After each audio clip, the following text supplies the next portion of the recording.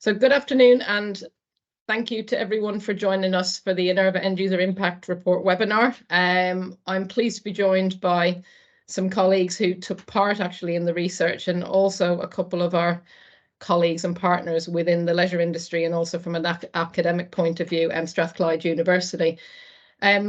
I'm not going to introduce them. I'm going to let each of them introduce themselves. So just from the perspective of my screen, good afternoon, Ian. Ian, could you introduce yourself and say hello?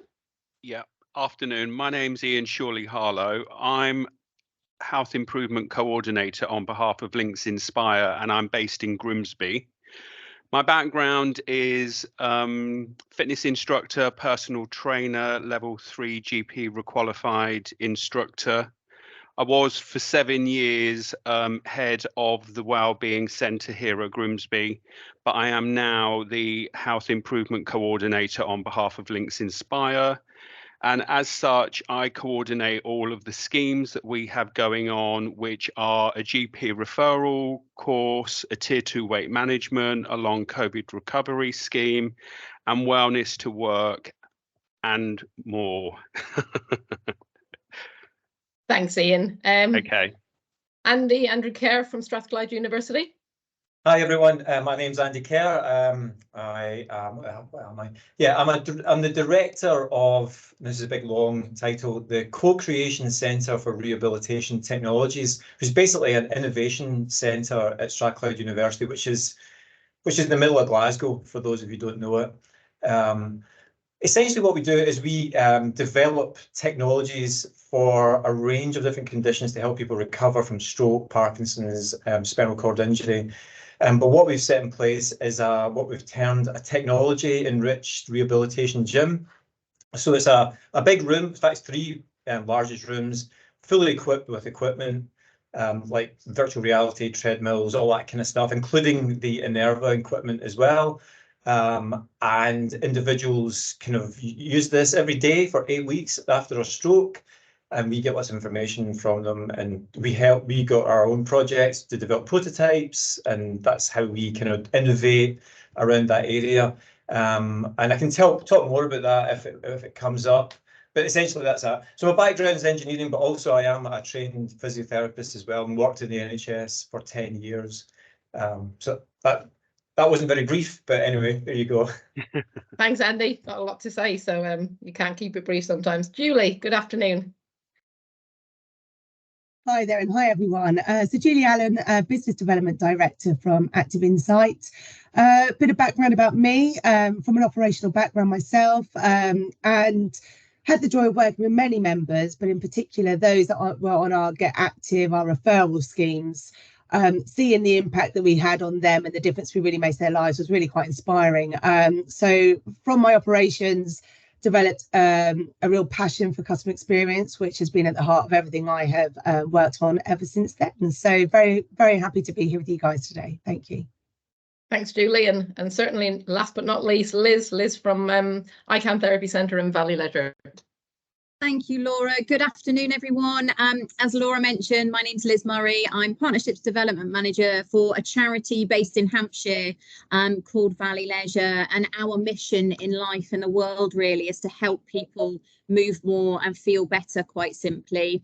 My background, sport and exercise science, and very similarly to Ian, have worked my way through kind of exercise referral, exercises rehabilitation as well, and have been involved with power-assisted exercise and the benefits that brings for about the last 8 years.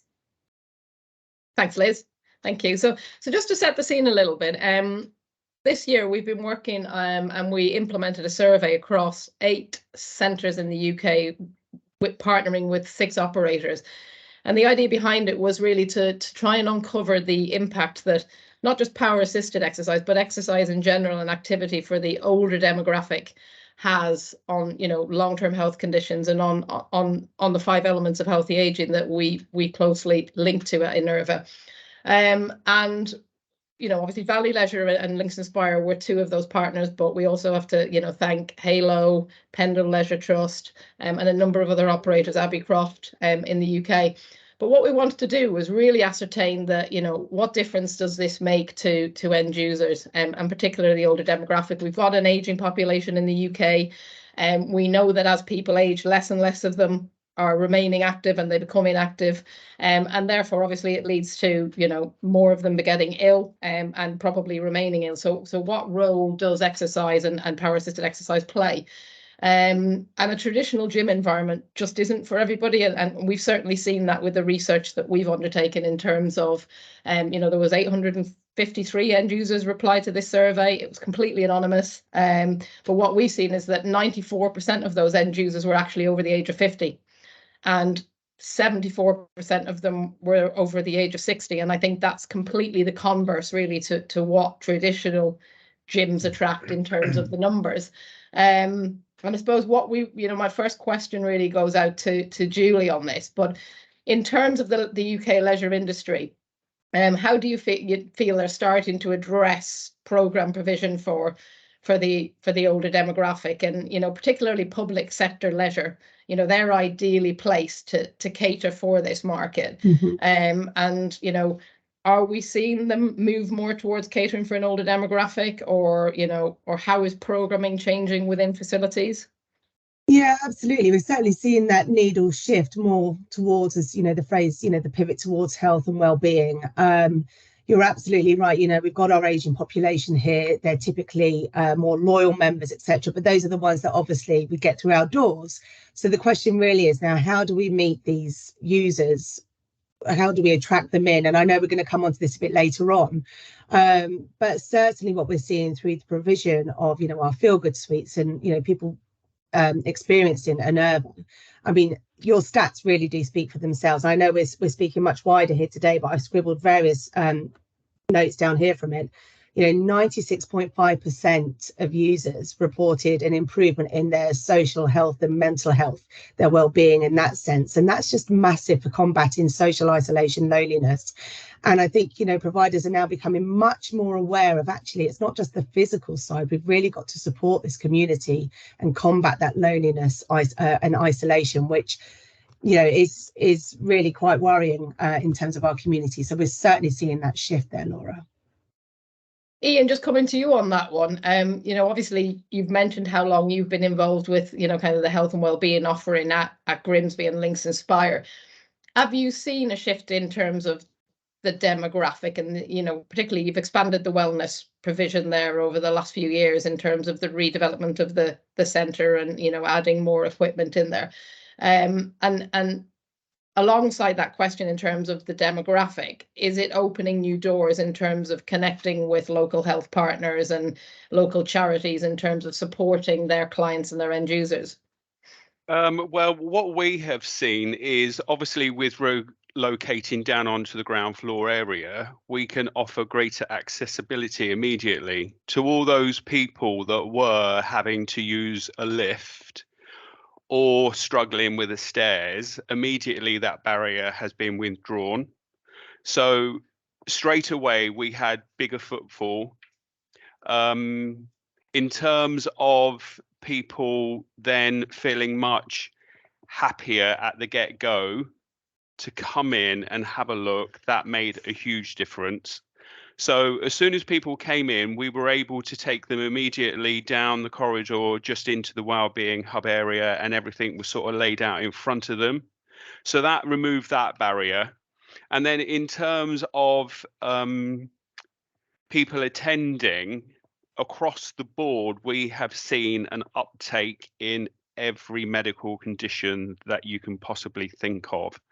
One of the big ones is mental health, but it's also neurological conditions. So, your Parkinson's, your MS, your motor neurons. Mental health one, though, tying in with what Julie said, is absolutely huge. If you just improve someone's physical capability without addressing their mental needs, you've immediately got a massive barrier, an obstacle in place that will prevent them from progressing. So the two absolutely have to go hand in hand. It is a partnership. We here absolutely have, you know, an open arms policy. We welcome everyone in. We're very friendly from the get-go. Everyone is put at ease. One of the things that we have really sort of impacted on is the Parkinson's side of things. We're quite fortunate in the new area across the corridor has a studio area, which we have a group of Parkinson's specialist nurses come in and they deliver their program here. What that then allows to happen is that as people are working their way down the corridor, on the other side, they can literally see every age group, every demographic, every medical condition, engaging, using, benefiting, being very sociable. They hear the laughter going on. And then the uptake following that has been huge. When we were upstairs, the toning suite, as we once called it, was set aside out of the way, and it was really overlooked by a lot of people coming in. However, now, as I said, it's very visible. So immediately, because those people have seen it week after week and they can see and hear the benefits that people are getting from it, the uptake has been unbelievable, which is brilliant. The other thing that we have done as well is work with the Parkinson's specialist nurses to incorporate within their program an induction into the power assisted exercise. So before their members or clients, patients finish their scheme, they have an induction in the Wellbeing Hub on the power assisted exercise. So they're very informed, and then they refer straight into our referral scheme. So it's been amazing. And that's a really interesting point you made, and one we covered in a previous webinar where we talked about partnerships, Ian, is that it's not always about just trying to get people, you know, and specialists to refer people into your scheme, but actually you've worked with the Parkinson's services locally to say, look, we've got an area here that you can bring your clients in, have your consultation room, undertake your program and your services with them. And we've got this area that if you feel comfortable, then you feel that you can refer them into for them to progress further. So it's not just bring them into our facility, but you're actually providing a service and providing a facility for this program to flourish effectively. So I think that's a really, really nice point that you've just made. You know, just to obviously, you know, move forward in terms of, you know, we've talked about the mental health and we've talked about, you know, kind of the importance of building social networks, but at Innerva, we're very focused on the 5 elements of healthy aging, which, as we all know, as you know, kind of leisure industry professionals, are cardiovascular health, balance, flexibility, muscular strength, and the last one, which we've touched on, which is social mental well-being. But obviously for older adults, mobility is key, of which, you know, balance and flexibility and muscular strength all play a key role. And loss of mobility can lead to a loss of independence, and also things like reduced movement, even things like stretching up to the cupboards to get your cup to make a brew. So it's really, really important that these, you know, that any exercise program obviously addresses these key factors. We're thrilled because what people are reporting is that, you know, 94% of people reported improved aerobic fitness, you know, 87% and 88% reported improved strength, whether it's carrying heavier items or getting up from a seated position, crucial for these older people who tend to, you know, fall when they get older. 93% reported improved flexibility. And, you know, we've already talked about the stat of 96.5% with mental and social well-being. Liz, in terms of, you know, kind of ICANN Therapy Centre and the team that you work with there, that you're really focused on supporting people to remain mobile independent. What changes do you see in less mobile customers that come in, that once they start to kind of engage with it regularly, you know, that they see in terms of improvements in not just in what they're doing within the suite, but in their daily lives, really? I think, you know, it's probably one of the most powerful elements really of the service that we offer. I mean, we started ICANN in 2017 with that vision really of helping people move more to feel better, and it was very physical activity and exercise benefit based.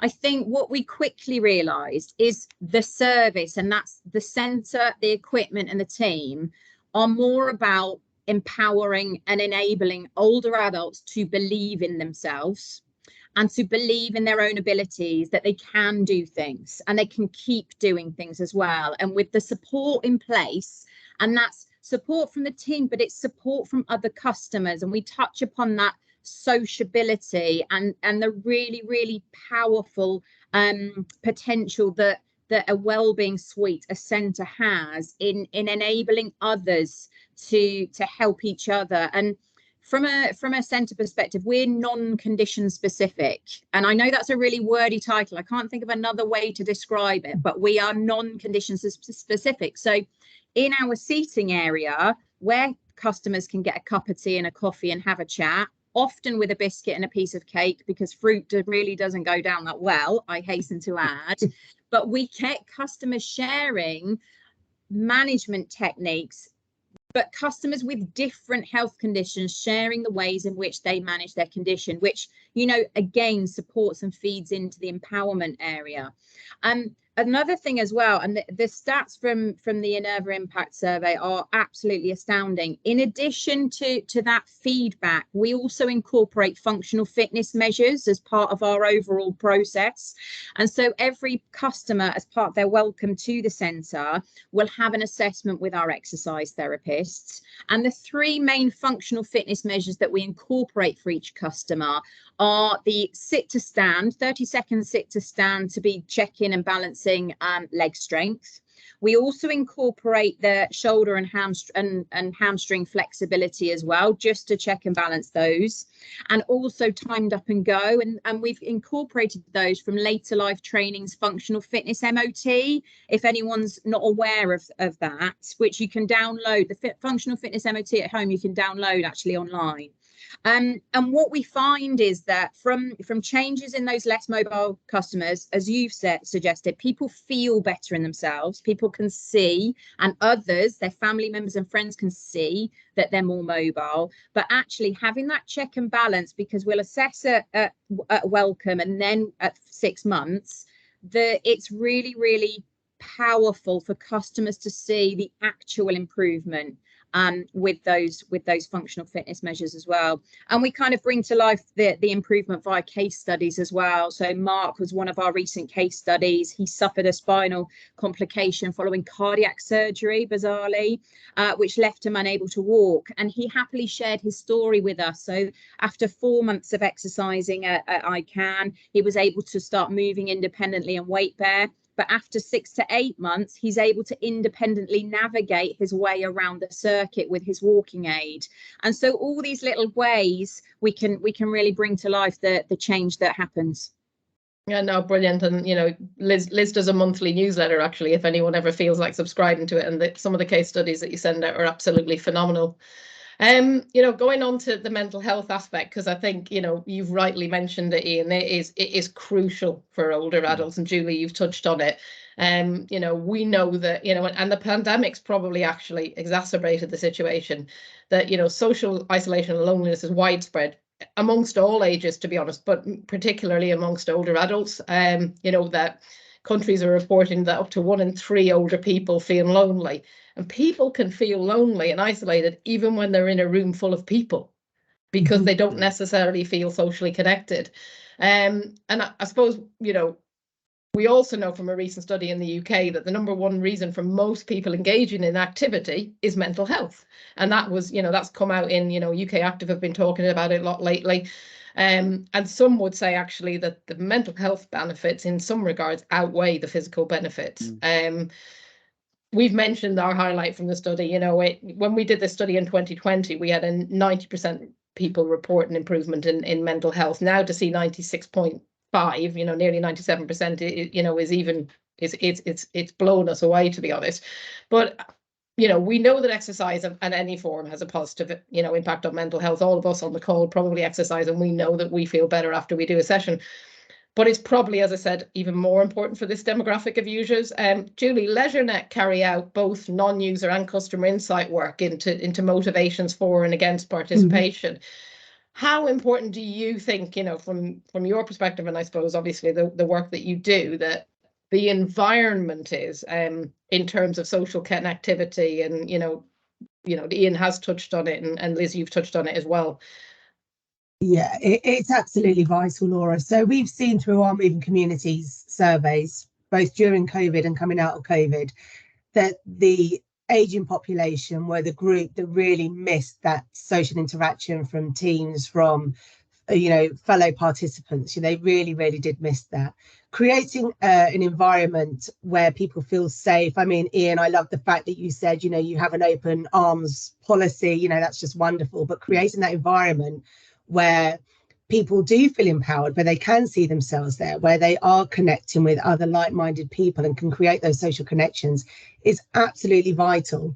I mean, I actually think there's a lot that can be learned from your end user impact report. 77% are visiting at least twice a week in one of your suites.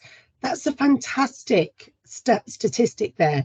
And when you look at that behavioural change for those that perhaps were inactive before, to go to, attending twice a week and all the social benefits that come with that, well, I mean, I just think it's incredible. So that environment, that feeling of safety with like-minded people, Laura, like you said, they'll be there for the coffee and the biscuit rather. Liz, you said that, around the biscuit and the coffee rather than a piece of fruit. Yeah.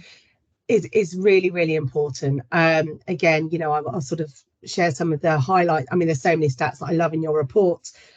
88% feel stronger, 80% balance improved. I was at the gym this morning and I overheard a woman talking about her mother who had fallen, and it literally in my head I'm thinking, oh God, I wish she'd been on had access to this, because potentially that could have helped her. So it's really important. And again, I know we're going to come to this, that we're starting to reach these people where they are, so they understand that they can feel strong, that they can do things that they perhaps don't feel they can at the moment, and that there is support out there for them. I might be going off slightly on a tangent here, but this is just fantastic to see the impact it has.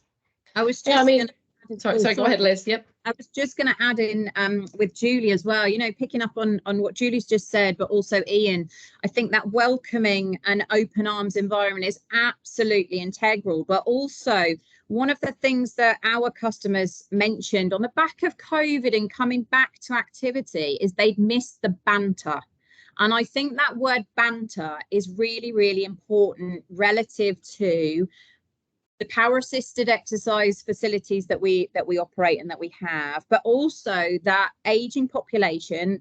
I mean, our most prevalent age group for ICANN is 70 to 79, hotly followed by 60 to 69, but then 80 to 89 as well. But obviously we cater for a whole host of ages. It's that informal, fun, joyous nature of conversation that keeps people connected, lifts people's spirits. It's the team singing along to the radio in the background and jigging away in the middle of the kind of circuit floor that really brings centres to life and makes them human and makes them personal. And I'm a regular gym goer, and you don't really get that in a mainstream gym. But there's just something else really that keeps it going. And the only final thing I say is on the back of this is our former exercise therapist is a wonderful person called Dr. Samantha Meredith. She's now with the University of Southampton, but formerly the University of Portsmouth, and published an amazing research article called "We're All in This Together," which focuses upon power-assisted exercise and the impact that it potentially has for social exclusion, isolation and loneliness. And if I can, I'll add the link to her research in the chat. Yeah, just before I bring Andy in, because Andy's got his hand up, that research that you mentioned, Liz, we do also have it available on the Knowledge Zone on the Innerva website, and it's a fantastic piece of research, and it's done from a storytelling perspective. And as Sean from Pendle is on the call, and there's a few other people on the call that took part in the research, but I've spoken to numerous members that say it gives them a reason to get out of the house. They meet new friends, they go for coffee, they socialize outside of the exercise environment, but it gives them a reason to get out of the house, these people, and it might be the only reason that they actually get out during the week. Andy, do you want to come in? Yeah. Thanks, Laura. So this sounds really all very positive and great. One issue we had up in Scotland with our leisure centres is that they had a problem with people with neurological problems attending their gym, stroke, Parkinson's, and stroke in particular. And we've got a really good relationship with our leisure centres, particularly in Lanarkshire, which is the area between Glasgow and Edinburgh. And we've done a number of studies with them using specific kind of adapted gym equipment. But their problem was that they tried to get people to come to their gyms following a stroke, but they had really not an awful lot of uptake. And the perception was that the coaching staff, the fitness staff, whatever label you want to put on them, were not qualified enough to deal with the specific problems around spasticity or motor control problems. So, I mean, that rightly or wrongly, that was the perception that they needed specialist physiotherapists there to attend to them.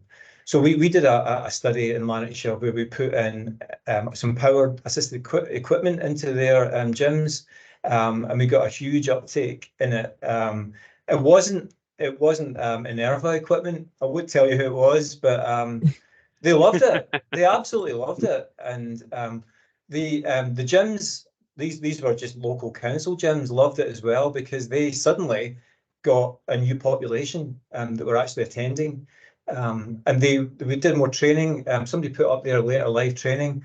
We got involved with them, and they trained some of the folk for specialist kind of help, if you like. But it was a perception that wasn't real. Well, of course, perceptions are real, but it wasn't valid really that you needed to have a specialist physiotherapist, occupational therapist there, but you have to do it. You have to get people to come along and do that. So we do actually work with our gyms quite a lot, and we're putting more equipment into it, because not all equipment that you see in a gym is really that good for people with stroke, and not just in terms of access, but a lot of it is designed for strength and flexibility, which is great. But you also need to add some equipment that will help people with specific skills, upper limb balance, that kind of stuff, motor control stuff. And so that's what we were working with them as well. But that our end point really is to get our equipment into leisure centres as opposed to the NHS, NHS as well, but mainly the leisure centres. So we've always recognised that is where we want stuff to go out of our own labs into there. Anyway, that's the only point I was making, is that there is a perception of needing highly skilled people, which might be worth discussing. I don't know.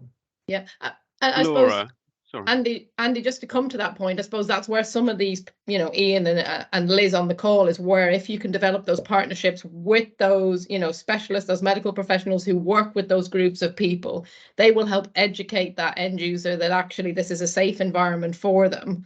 For the number of reasons, obviously, in terms of, yes, most people that work in the facilities are, they've got, level 2, level 3 plus, and some of them have exercise referral, and the equipment is relatively safe to use in terms of, you're not going to get a weight falling from a height. It's usually quite controlled.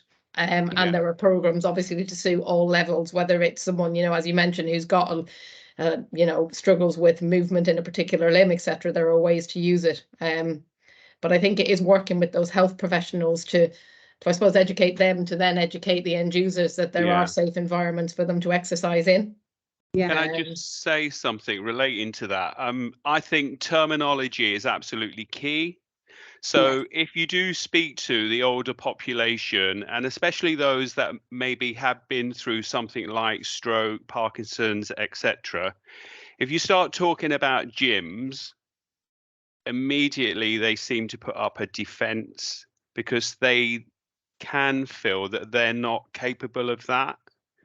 So then if you change your terminology and you start talking about a well-being hub, or something whereby you say, well, we have some power assisted exercise, and then you break it down and say it is literally like you sitting at home on a dining room chair, and it is basic gentle movement that you would make ordinarily yourself. However, it's actually easier than that because you are being assisted. And at a basic, that's what we're talking about. We're just talking about movement that we would all make during our normal day, but you are being assisted. And it's just muscle movement. It isn't really stressful. I have found time and time again, if you address it in that way, barriers literally come tumbling down. Obviously, the beauty of the Innerva equipment is that it absolutely offers accessibility to everyone. There isn't a person that cannot get something out of the equipment. They might not be able to get it all to begin with because of their limitations, but there is absolutely something for everyone. And then the other thing is, obviously, as we all know, the advantage is that it can be progressive. So, you know, you are able to work with the equipment. You will build on strength. You will regain strength. You will become stronger. You absolutely are going to impact on your balance, your posture, your flexibility, your coordination, your cardiovascular. Every element will be hit along with the mental side of things. So yeah, as I said, for me, a lot of it is about terminology and picking your words, relating it to the audience that you're catering for. Thanks, Ian. Liz, do you want to come in just quickly before we move on, because I'm just conscious of time? No, sure. I think picking up on something that Andy mentioned just now about the service and the staff leading the service, delivering the service. The ICANN Therapy Centre, we started out with a physio-led service 6 years ago now, and actually the physiotherapist moved to pastures new with a new role. And actually at sort of when we were talking just before she left, she goes, you don't need a physio-led service, you need an exercise-led service. And so we've incorporated that kind of feedback for us. And, you know, part of our operational process is having what we term the role as an exercise therapist. That person has a degree in clinical exercise science, and that for us gives the credibility. He's also got cardiac rehab and postural stability as well, but that gives us the credibility, but also our customers and partners the quality assurance that the team in place are knowledgeable and equipped to deal with a whole variety of people. And should we need to seek additional support due to the way in which we operate from partnership perspective, we'll draw upon expertise from the local area. But also our customers know their health conditions the best. And so we'll work with each respective customer to understand how their bodies are working, what support they might need, because at the end of the day, no one knows themselves better than them. But yeah, just wanted to add that in, really. Thanks, Liz. Thanks for that. And thank you for all sharing your thoughts on that. Just to move on, I think we did a recent Innerva interview with James Foley from Alliance, and you know, we were talking to him about this new terminology, stroke the pivot to active wellbeing within the leisure industry, and particularly public sector leisure. And you know, it's not really a new thing within public leisure. We've always provided it, you know, and I come from a public leisure background and I spent 18 years there. It's not, you know, it's not that we're actually pivoting to active wellbeing. We've always done it, but you know, as a few people mentioned, the terminology is just changing. And how do we, as a sector, adapt to remain relevant? And you know, we're all talking about working with health more and providing a solution for an NHS crisis, and therefore we probably just need to adapt our service and create, you know, services and programs that cater for specific needs, particularly for the older population with increased health needs. And as part of the survey, we tried to understand, you know, what conditions we were impacting on and how we were impacting on them. And, you know, what we did find out was that 19% of people that currently access Innerva equipment through the various operators have got a neurological condition. You know, top conditions where, and we've all mentioned them here, stroke, Parkinson's, MS, and we do have kit in MS therapy centres. And we looked at the symptoms they suffer from, which range from fatigue and balance and mobility issues through to reduced muscle strength.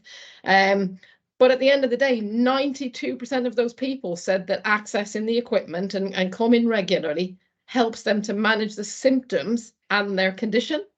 You know, and you know, Ian, you've probably spoken about this already, so we maybe stolen the thunder on this one. But in terms of the referrals that you're seeing, Are there any medical professions referring into the service more than others? And have you seen condition groups expand over the years? So obviously, you know, we've talked about expansion of the Wellness Week. You've talked about Parkinson's, and I know that probably came off a pilot project that you did with Parkinson's around the time of COVID. But how has kind of referral evolved for these conditions? And, you know, just give us a bit of background to it. Well, we basically receive referrals from every imaginable source, really.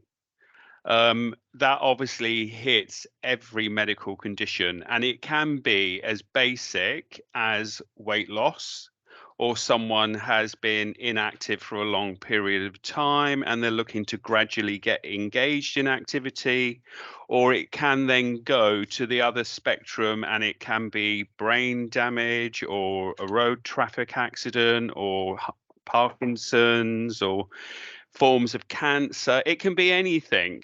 What we do find, though, is that we sort of have peaks and troughs. And I think that is maybe surrounding when we go out and do outreach, or, you know, when we really do engage with a specific, we seem to get a flurry of referrals and then maybe it quietens down a little bit. But at the moment, we're absolutely having a lot of mental health related referrals, especially from sort of talking therapies. But then the regular ones are absolutely the neurological conditions, but fibromyalgia is a big one.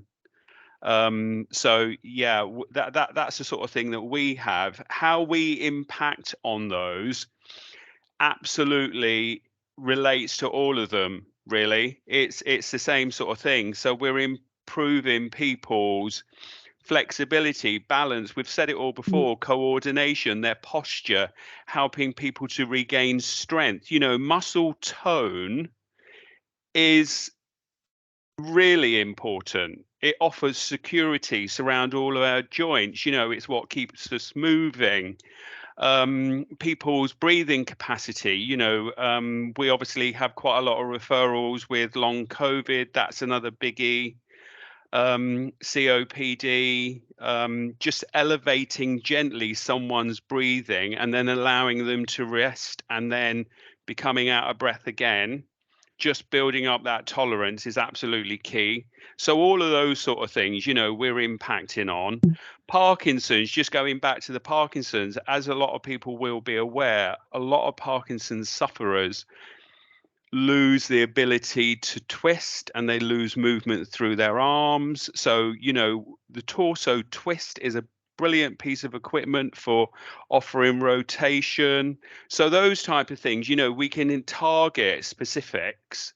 So that's the sort of thing that we do. But each month our referral scheme is getting busier and busier. So we're constantly seeing it growing, which is brilliant, because the more people that we engage with, the more people we're helping. Okay. Julie, do you want to come in quickly?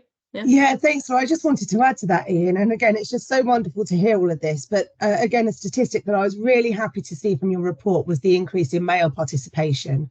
The 6% more males are now involved. And we've seen this, you know, through and through, that typically any group environment is typically more female based. You know, we've got the 80-20 split currently, but to see that growth, I'm really intrigued to see how this is going to develop, and, you know, this time next year, what figure that looks like, because hopefully that's obviously going to continue to grow and grow and grow and really support, you know, a wider section of our community.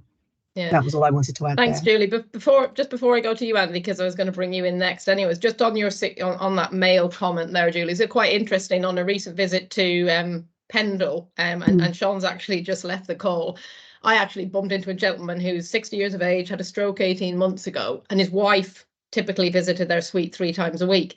He was never into exercise, but he lost a lot of his sight and ended up being, you know, his wife said, this is where you need to go. And Pendle haven't always been open to male participation, but they did post-COVID, and just before COVID, they looked at expanding that, and they have done.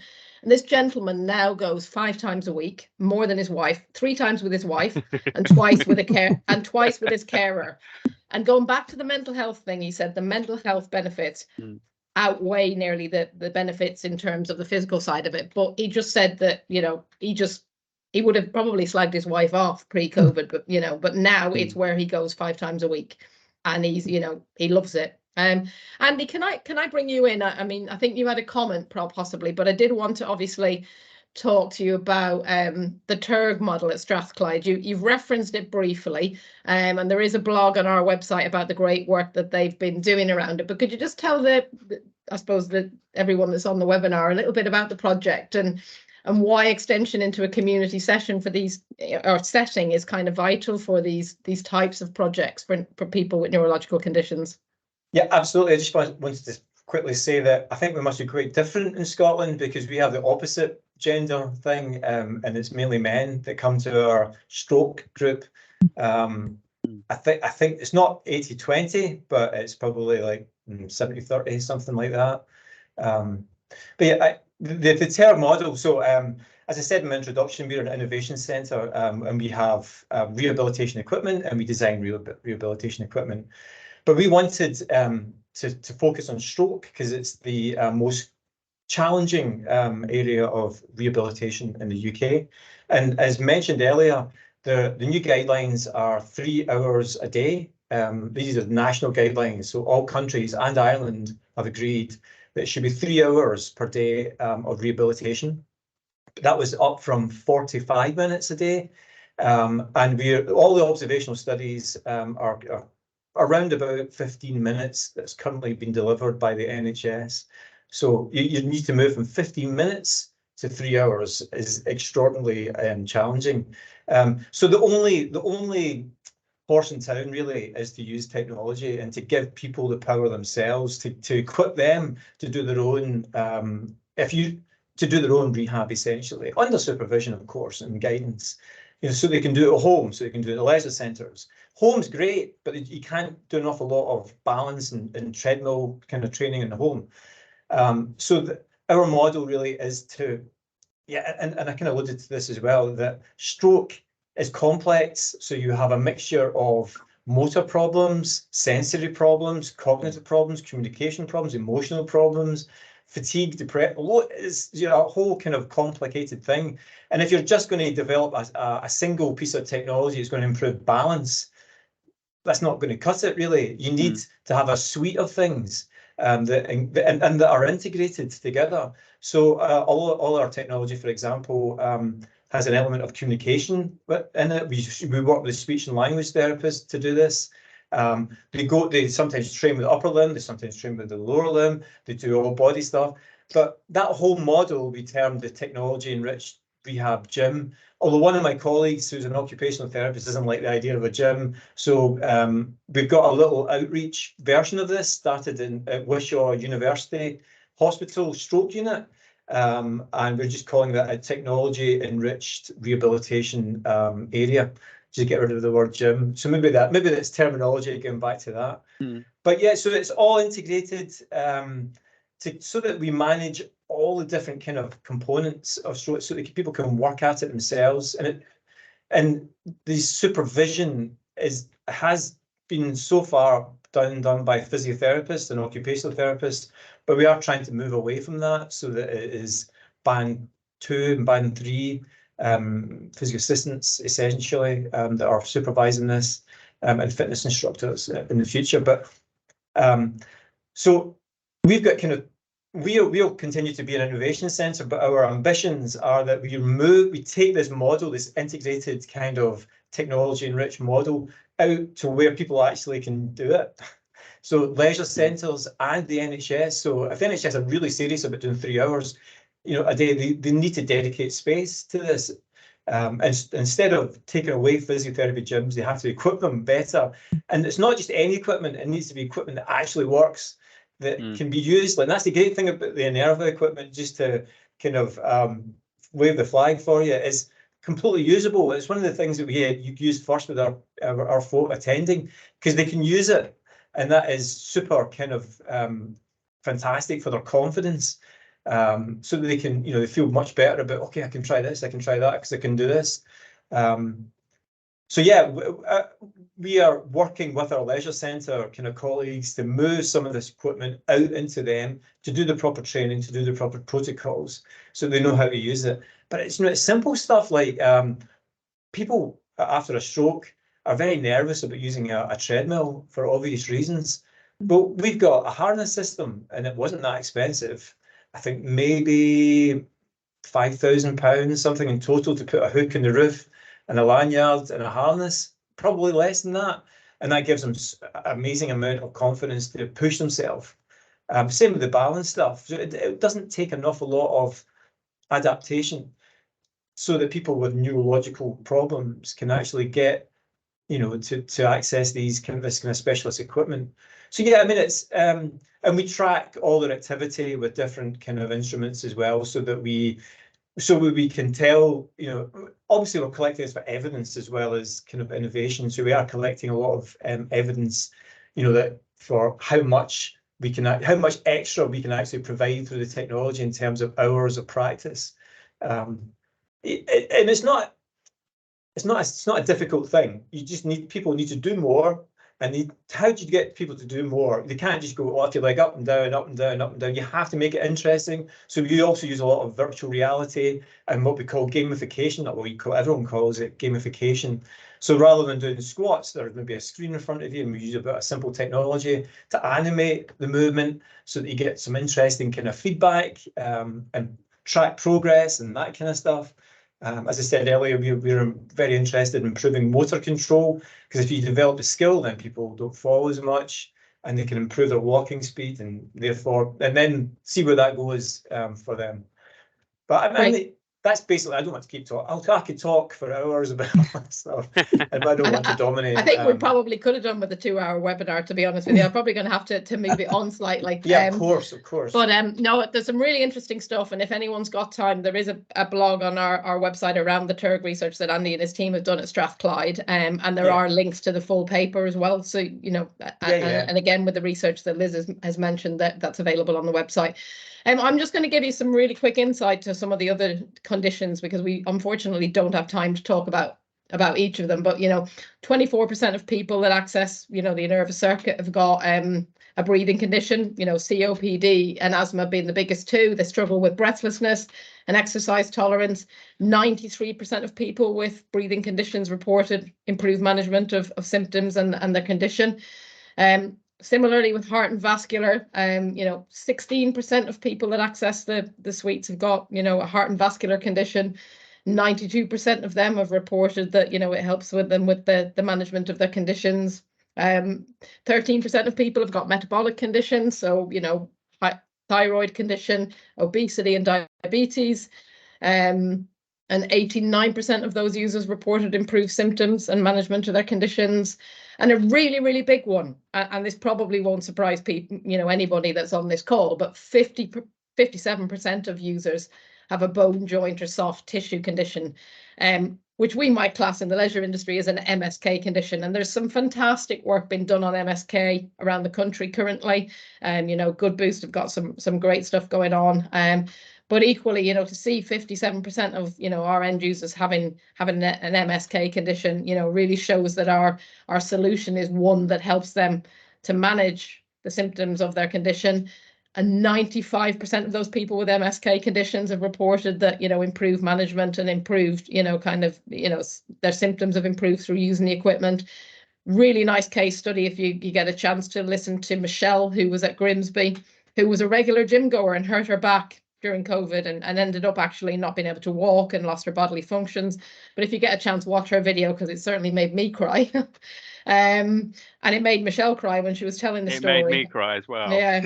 And you know, just to move on, 33% of our users have a condition that affects energy levels, but 93.5% are reporting improvements. And finally, you know, we've talked a lot about, you know, mental health and social well-being, but actually we did look at mental health conditions in isolation, and 18%, so that's nearly 1 in 5, have got a mental health condition such as anxiety and depression. 92% of them reported improvements in their specific mental health condition. And you know, a bit like everyone, I think we could talk all day about, you know, what we're seeing in terms of, you know, end users and the impact it's having. But I wanted to move on to something that we really thought was a phenomenal, I think, result, and that is NPS scores, because it's something that is a really big benchmark, not just within the leisure industry, but actually across the world in terms of, how people kind of, how people are scored by their end users effectively. And it's a big marketing measurement. So from my perspective, it was a really nice one to see. But the average NPS score across all of the sites that were surveyed was 78. And that is absolutely massive. We did see scores as high as 87. And the latest UK leisure industry score is approximately 44. To put it in context, Apple's NPS score is 72 and Amazon's is 25. And I suppose I'm not going to say the Innerva score, but that environment and the Innerva equipment within that environment is given plus 78. Julie, seeing as Active Insights do a lot of work in this area, can you kind of just give us a bit of insight into UK leisure and what the scores tell us about this area of a kind of a customer offering?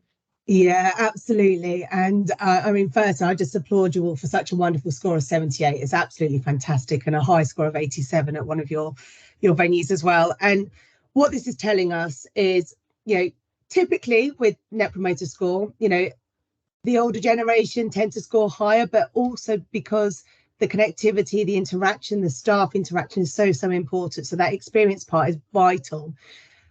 What we're seeing in the industry at the moment, actually, through our Moving Communities customer experience survey, is the NPS score is dipping. It's coming down to, we think it will be around 32 by the time we close the study at the end of October. Various reasons for that, from staffing implications, some procedures and behaviours that were implemented as a post-COVID measure and haven't been retracted. We're still feeling the impact of that.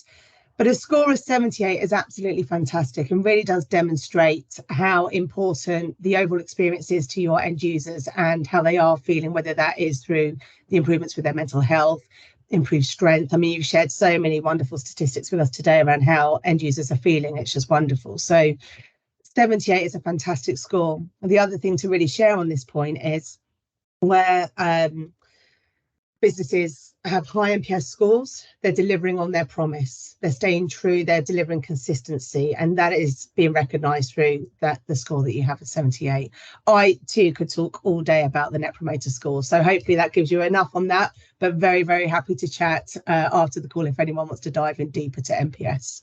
So if anyone does want to dive in, feel free to contact Julie, and I'm happy to share her details with anybody. Or Julie, if you want to put your contact details in the chat, that would be great. Thank you, Laura. We're running out of time, unfortunately, and at this point we probably should move to questions, and if anyone's got any questions. But before I do, it's just kind of just to pull together one final question, which is probably amalgamation of a couple. The government recently released its major conditions strategy policy paper outlining its next steps in preventative health agenda, with primary and secondary prevention and early diagnosis being crucial to reducing demand on the NHS.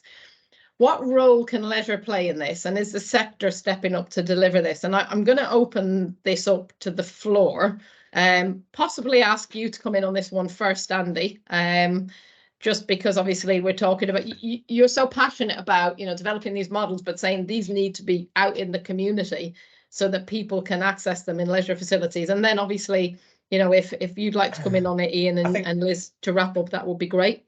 I'll try to be brief. There are 5 health strategies described by WHO: prevention, curation, I can't remember the other ones, but one of them is rehabilitation, and the WHO recognise it has been neglected for a long time, and there is a 2030 paper out to drive up rehabilitation. It's estimated that 2 billion people live in the world who could benefit from rehabilitation, live with a condition, that could benefit from rehabilitation, and we're completely under doing this. We stop people dying in hospital.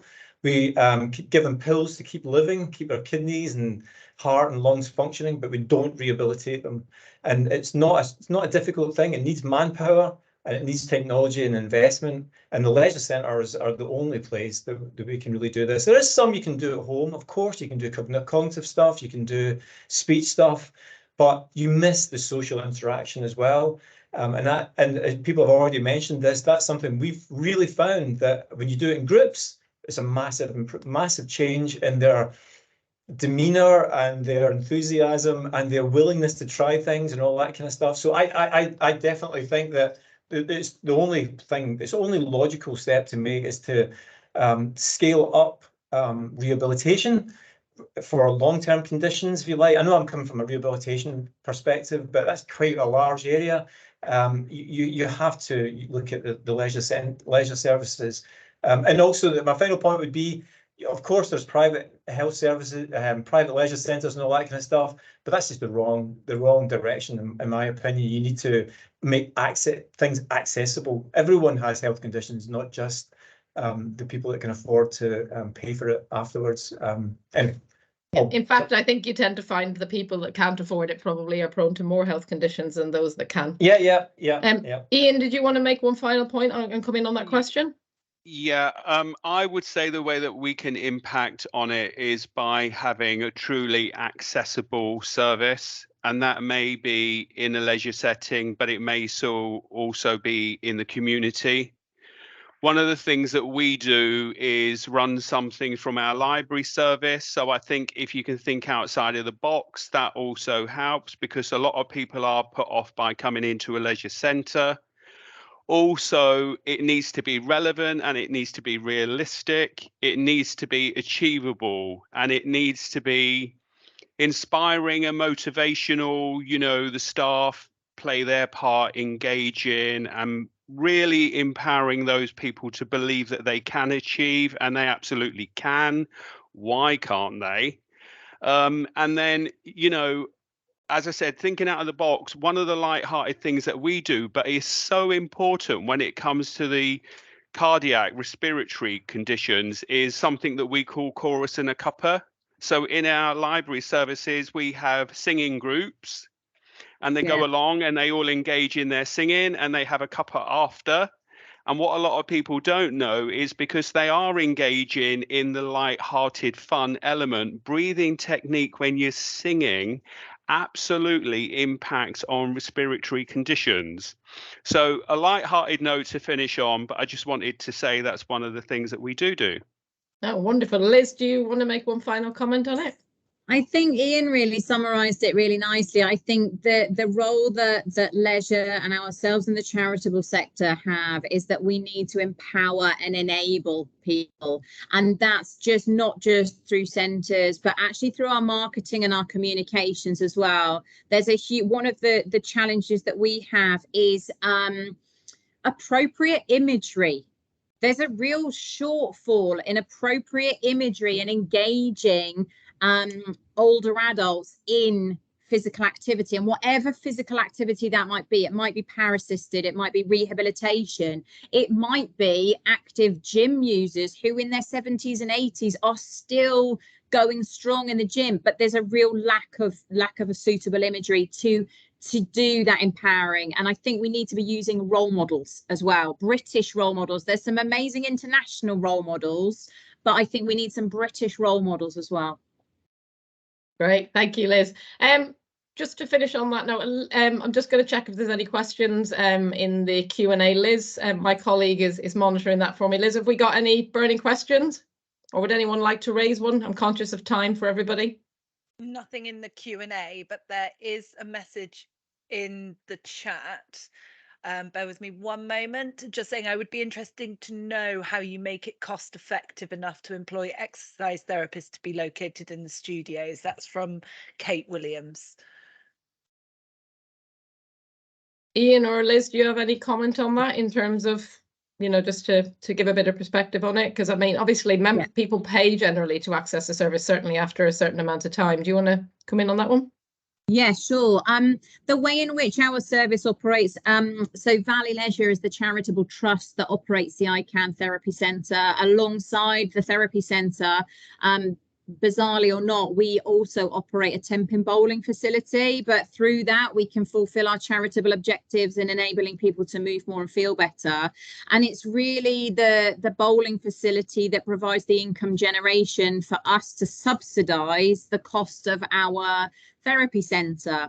That being said, we do still charge a fee for accessing our services, although it's subsidised, because for us that helps us ensure a self-sustaining service.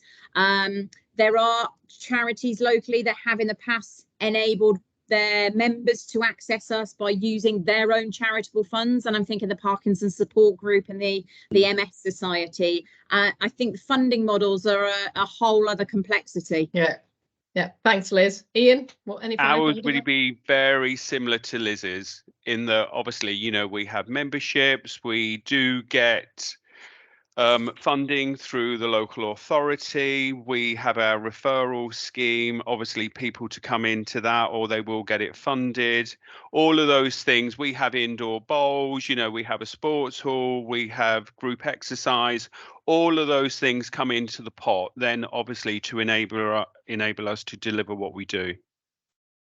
Brilliant. Thank you very much. I'd just like to thank you all, and particularly the panelists, for joining us today. I think we probably could have gone on for some more time, but everyone's got their day job to do. So thank you to Ian, Andy, Julie and Liz for joining. I hope everyone got something out of the webinar today, and we will send out a copy of the recording and a copy of the impact report to everyone who joined us. Thank you very much. Cheers. Thank you, everyone. Thank you. Cheers.